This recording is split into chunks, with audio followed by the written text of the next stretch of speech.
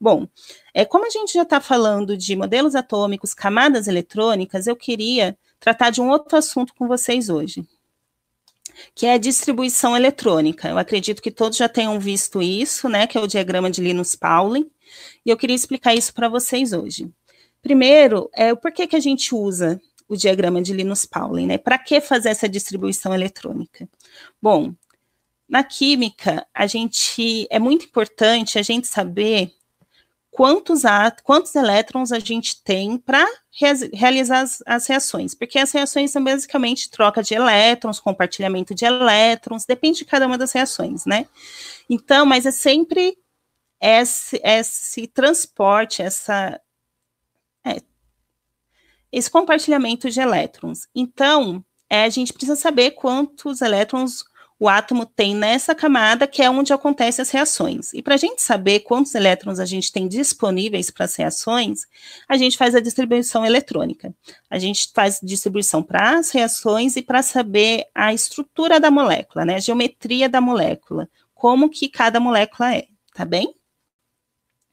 Então, o diagrama serve para isso. Então, vou tentar primeiro explicar cada parte desse diagrama para vocês, tá? Então, vamos ver aqui. A gente tem as letras, que são as camadas eletrônicas, tá bem? Imaginando aqui, ó. A camada eletrônica, que é esse anel em volta do núcleo, que é onde esses elétrons podem estar, né? O Bohr nomeou de K, a mais próxima do núcleo é o K, a segunda mais próxima é o L, a terceira mais próxima do núcleo é o M, e assim sucessivamente, vai até o Q, certo? Então, a gente imagina que o núcleo do átomo está aqui, ó, em cima do K, tá bem? Então, o K é a camada mais próxima do núcleo, tá? Então, conforme a gente vai descendo aqui, a gente vai distanciando do núcleo do átomo. Agora, vamos aqui para esse lado do diagrama. Esses números aqui, ó, do lado da letra, tá vendo que eles são crescentes conforme a gente vai descendo no diagrama? Então, assim, o 1, ele representa a primeira camada eletrônica, então é a mais próxima do núcleo. A segunda camada eletrônica, ó, só de 2, tá vendo? A terceira só de 3, e eles vão crescendo conforme a gente vai descendo nas camadas eletrônicas, certo? Os expoentes das letras, esses numerozinhos aqui em cima da letra, ele indica quantos elétrons cabem nessa camada, tá? Então, na camada K, cabem 2 elétrons. Na camada L, cabem a soma desses expoentes, então são 8 elétrons, certo? Na camada M, a soma dos 3 expoentes, então cabem 18 elétrons, e assim sucessivamente, tá bem? Se eu estiver falando rápido, vocês me avisem, por favor. E as letras, neste primeiro momento, é a nossa primeira aula de química, a gente pode pensar como caixas que cabem elétrons, tá? Então, o S só cabem 2 elétrons. Pode ver, o S de todas as camadas tá com o número 2, então ele só cabem 2 elétrons. O P só cabem 6 elétrons, tá vendo? O D, 10 e o F, 14. Então, é assim, é o máximo que essa caixinha suporta. Tá? Então, Então, assim, eu consigo colocar 1 elétron na caixinha S, mas eu não posso colocar 3, tá bem?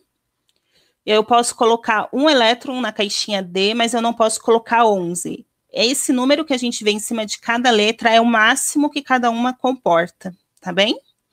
E a distribuição, basicamente, é a gente colocar essas caixinhas em ordem, uma linha em ordem, para poder descobrir a camada eletrônica. Eu já vou fazer um exemplo para vocês, tá? E como a gente lê esse diagrama? A gente lê conforme tem essas flechinhas vermelhas, tá?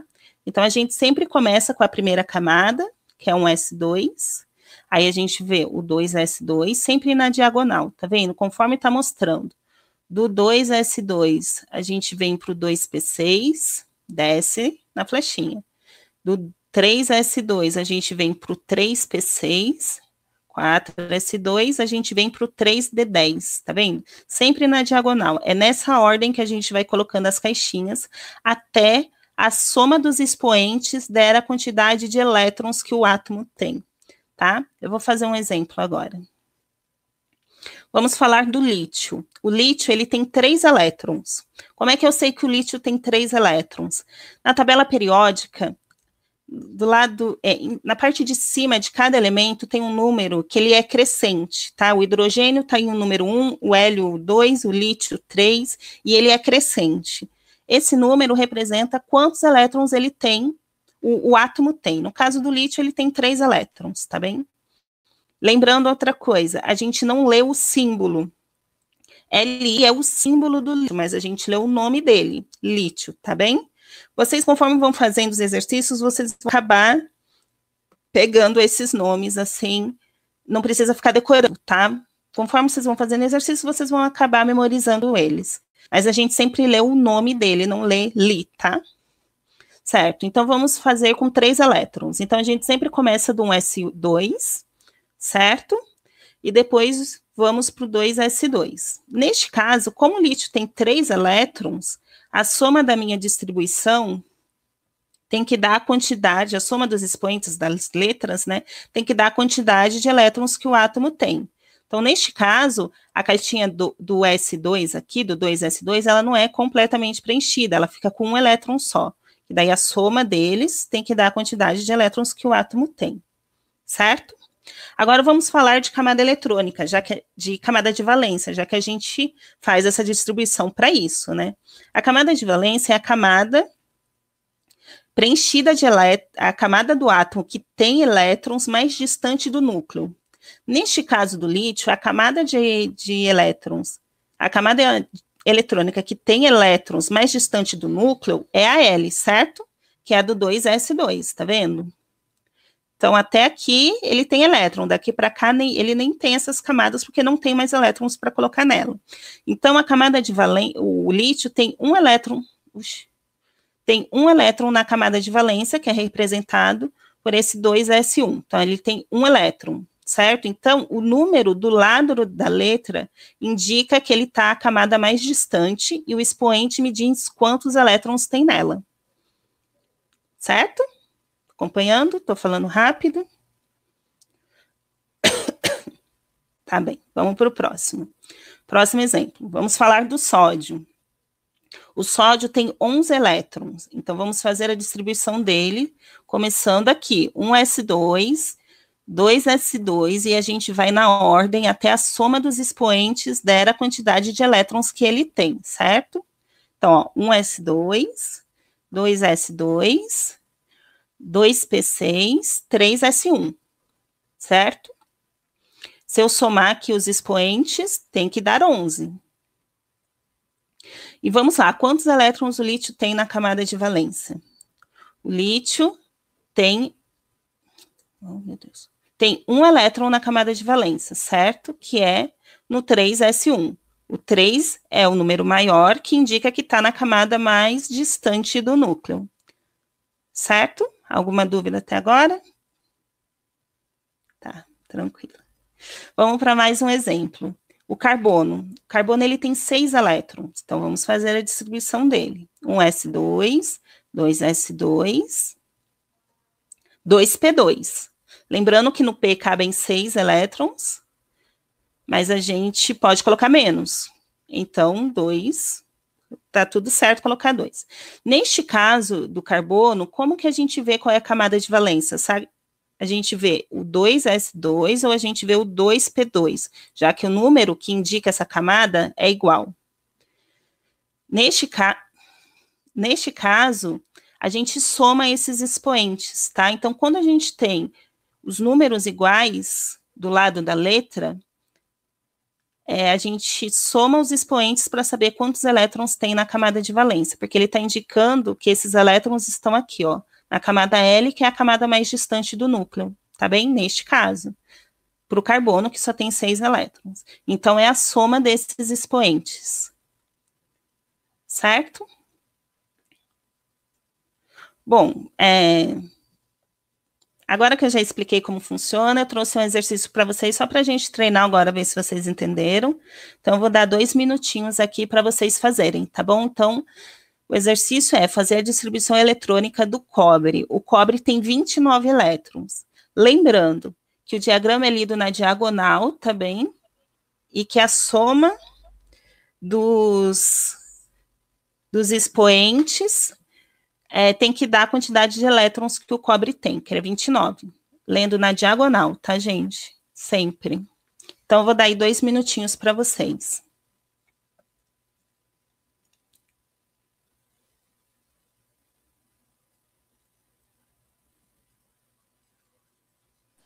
Galera, se vocês quiserem mandar a resposta no chat, fiquem à vontade, tá? A gente tá observando aqui, a professora Mirtz também tá observando aqui no chat com a gente, tá?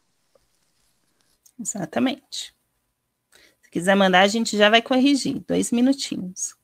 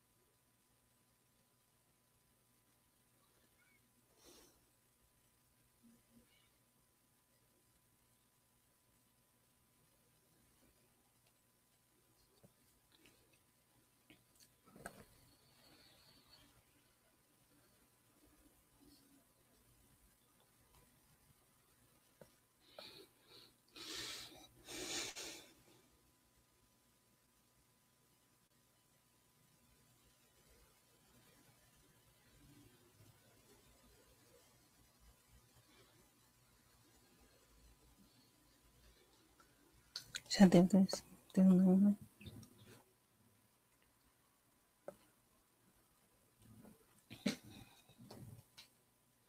Qualquer dúvida, gente, pode tanto mandar pelo chat do YouTube, quanto do Jitsi, tá bem?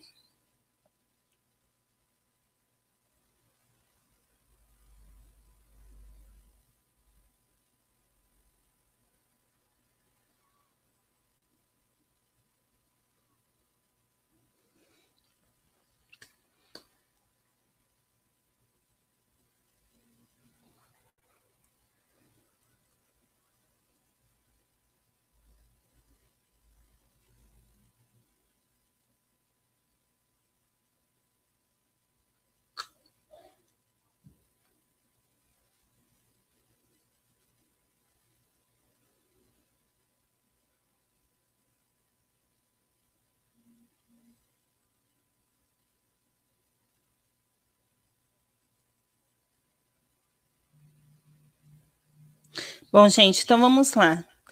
Vamos corrigir o exercício.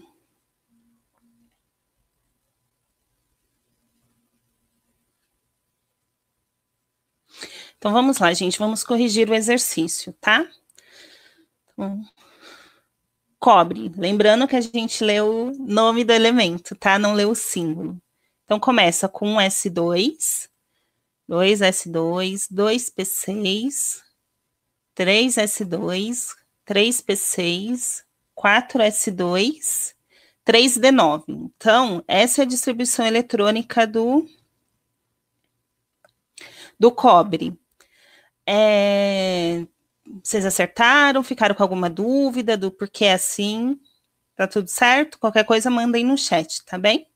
Então, se a gente somar aqui os expoentes, vai dar 29, que é a quantidade de elétrons que o cobre tem.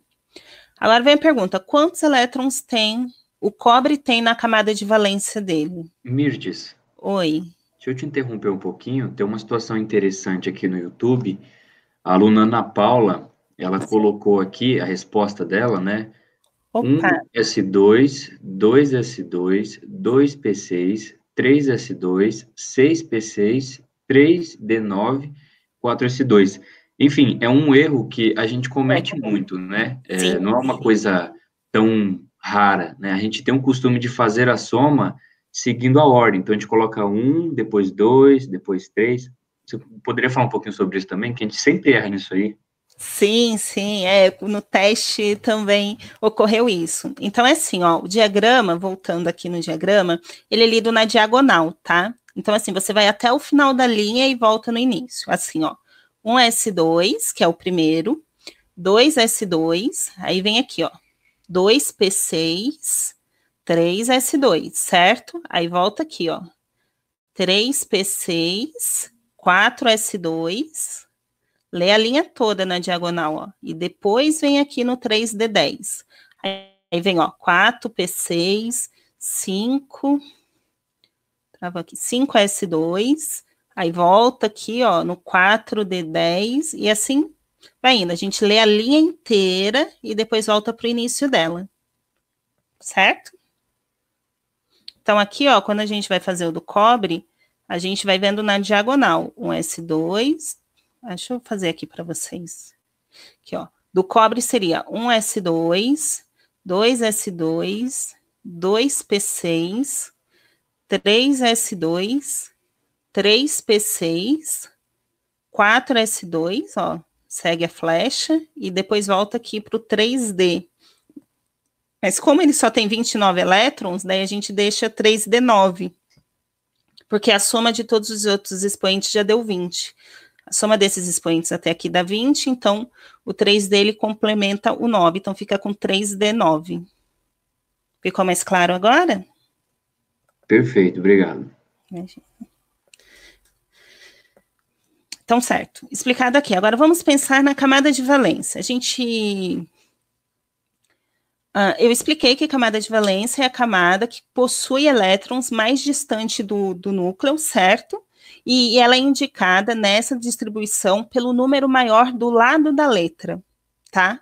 Neste caso do cobre, acho que não está tendo muita interação para esperar responder, mas vou dar aí um minutinho para vocês verem quantos elétrons o cobre tem na camada de valência. Qual é a camada de valência do cobre? Quantos elétrons tem nela? Vocês poderiam aí? Vou dar um minutinho para vocês identificarem.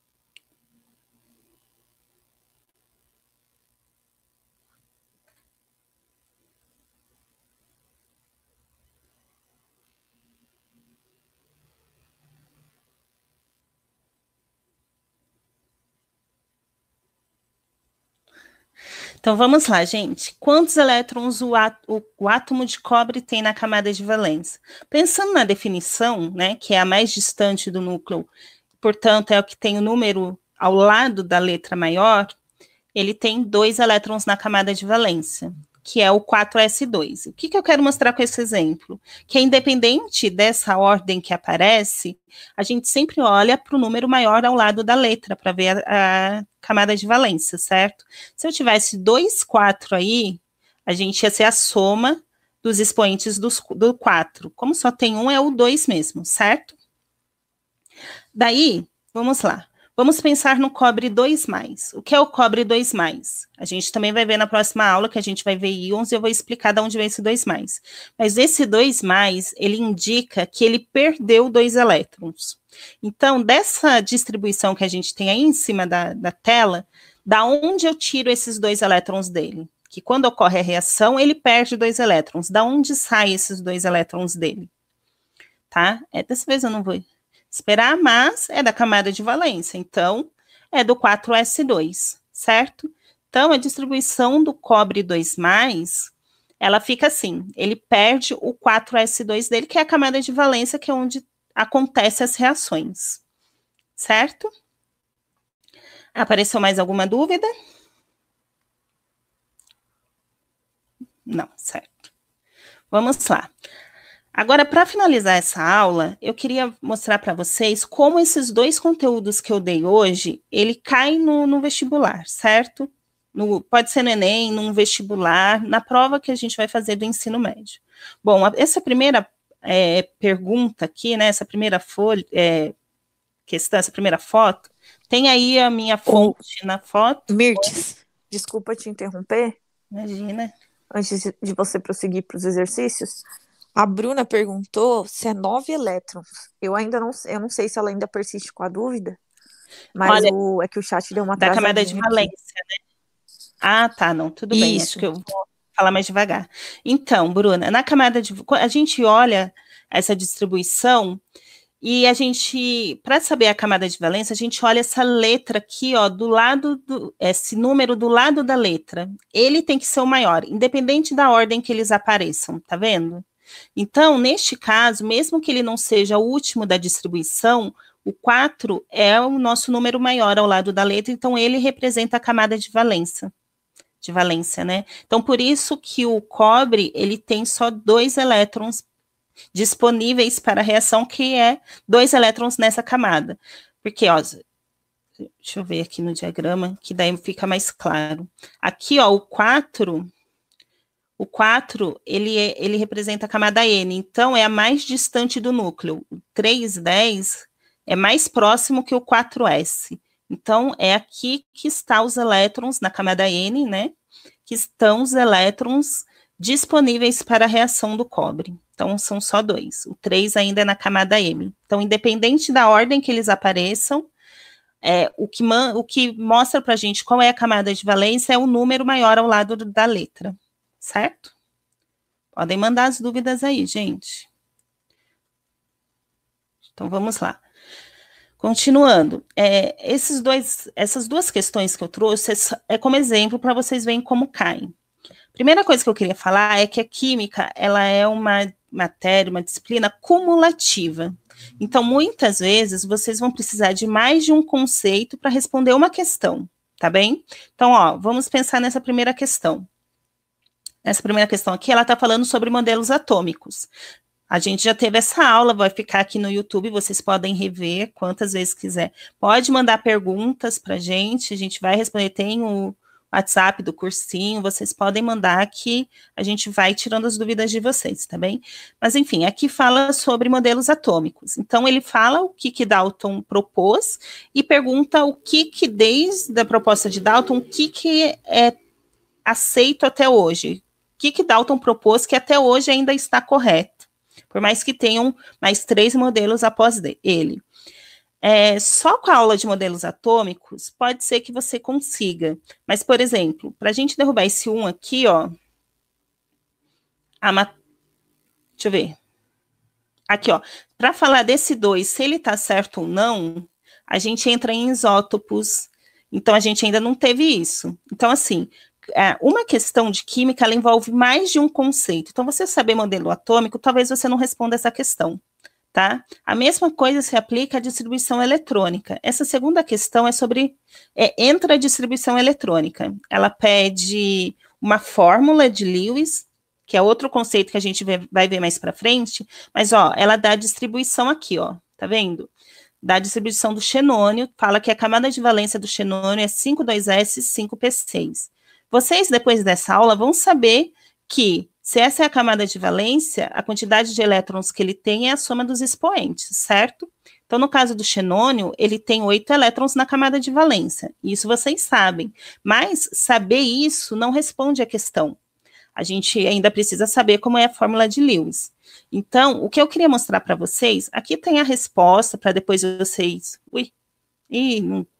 Enfim, eu vou colocar. Quando eu for disponibilizar os slides, eu coloco. O que eu quero mostrar para vocês, isso daqui nem é exercício para vocês resolverem, é do Enem do ano passado. O que eu quero mostrar é que a gente precisa de mais de um conceito para responder uma questão. Então, assim, não esqueçam a aula de hoje, não guarda na caixinha e acha que nunca mais vai usar. Lá no vestibular, isso vai acabar caindo e vai ser parte de uma questão, que vai te ajudar a responder a questão, porque não vai cair nenhuma questão de qual que é a distribuição eletrônica do carbono. Esse tipo de questão não cai. A distribuição é parte do conhecimento que você precisa para resolver uma questão, tá bem? Tem alguma pergunta, alguma coisa, Laís ou Felipe? Posso continuar? Mits, aqui no Jitsi não tem mais nenhuma pergunta, mas a galera pode ficar à vontade, tá? Não fiquem na dúvida, pode mandar que a gente tá olhando aqui. Fê, Certo. tem alguma coisa aí no YouTube? No YouTube tá tranquilo também, nenhuma pergunta. Beleza. Então, assim, gente, a gente encerra a aula de química sobre os dois conceitos que eu queria trabalhar com vocês nessa primeira aula, que era modelo atômico e distribuição eletrônica, certo? Mas eu trouxe um extra para vocês.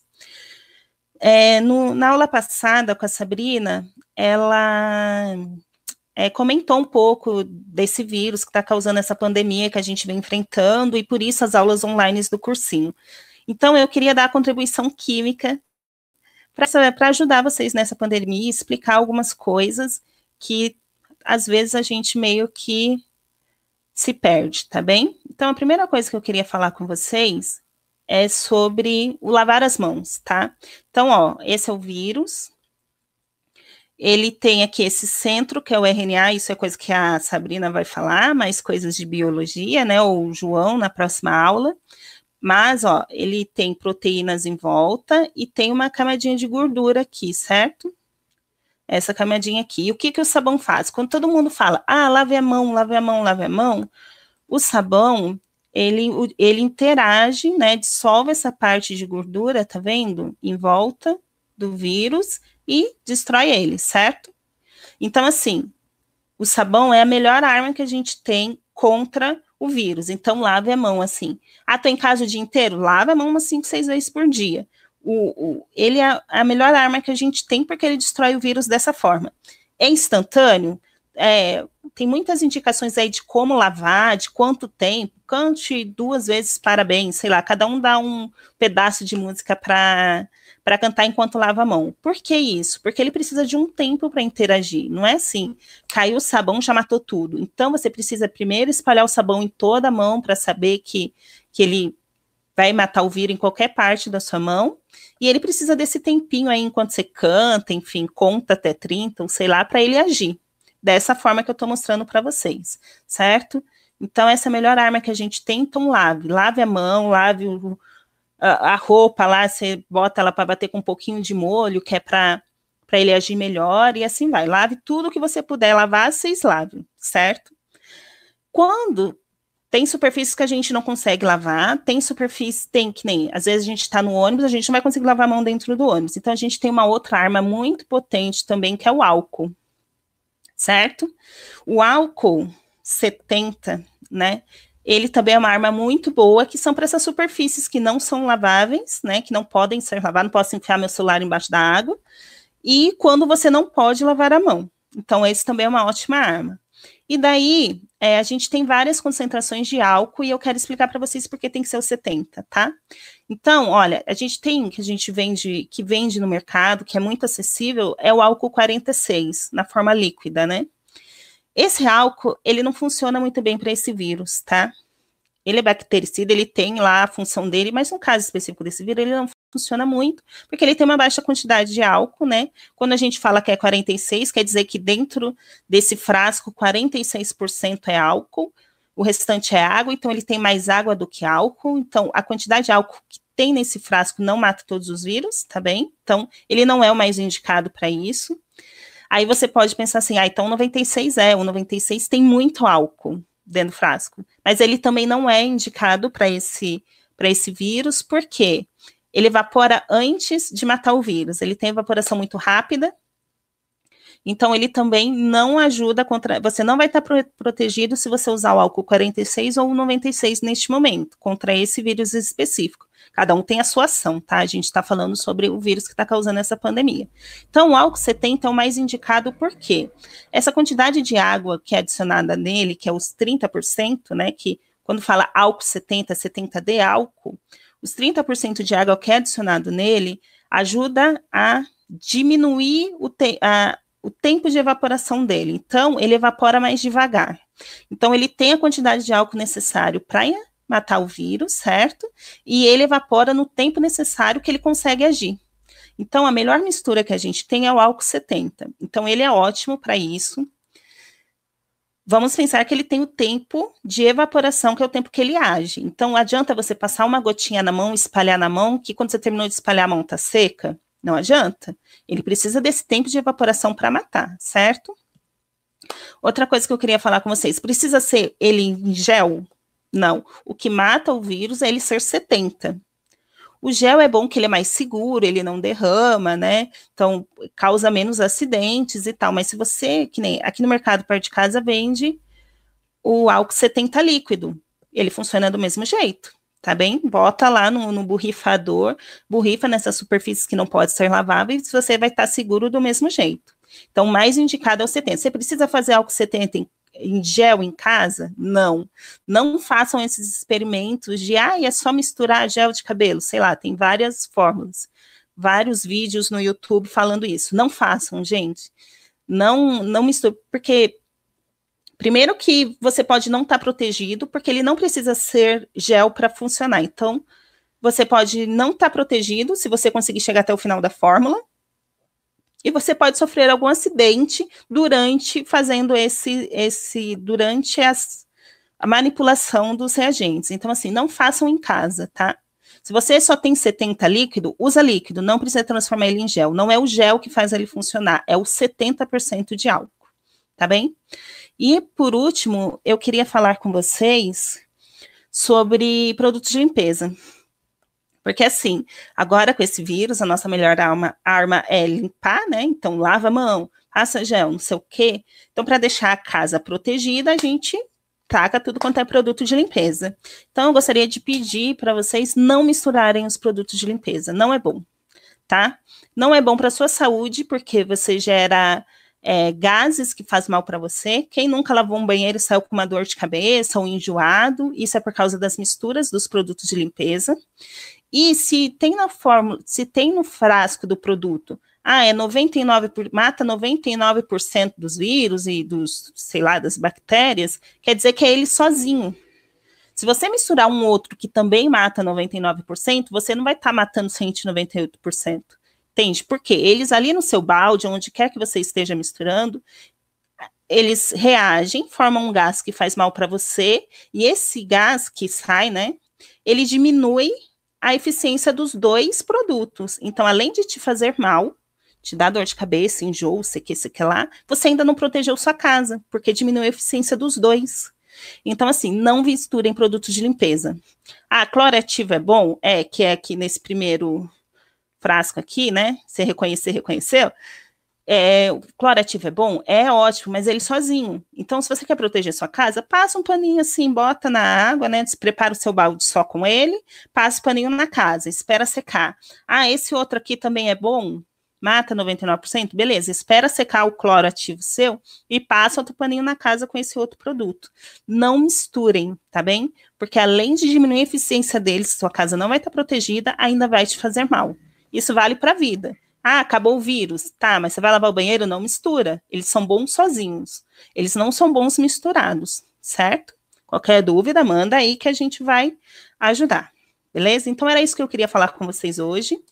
Lavem as mãos, fiquem em casa quem puder, tá? Não puder sair protegido, usem máscara, não misture os produtos de limpeza e usem álcool gel 70%. Ou só o líquido mesmo, 70%. E é isso, gente. Acho que agora entra a aula do João. Qualquer dúvida, manda aí no chat. Podem mandar aí durante a semana, que daí eu vou vendo e vejo como respondo vocês. Tá bem? Parabéns, dona Mirtes. Muito bem a sua aula. Maravilhosa. Apareceu mais alguma dúvida, alguma coisa? Eu apareci. Cheguei agora no final, quero que você comece tudo de novo. O João. João, peraí que eu vou dar aula só para você agora. Agora começa do João? Não, acho que agora a gente vai dar um intervalinho, né? Isso, gente. Para quem está aí no YouTube ou aqui no Jitsi também, a gente vai dar um intervalinho de 10 minutinhos, tá? E a gente volta às 3h05, tá? A sala do Jitsi aqui vai continuar aberta, então se você quiser sair para tomar uma água, ir no banheiro, deixa aqui porque a sala vai ficar aberta no Jitsi, porém a gente vai cortar lá no YouTube, tá bem? Então a gente vai cortar no YouTube e às 3h05 a gente reabre a live no YouTube, tá bom? É isso.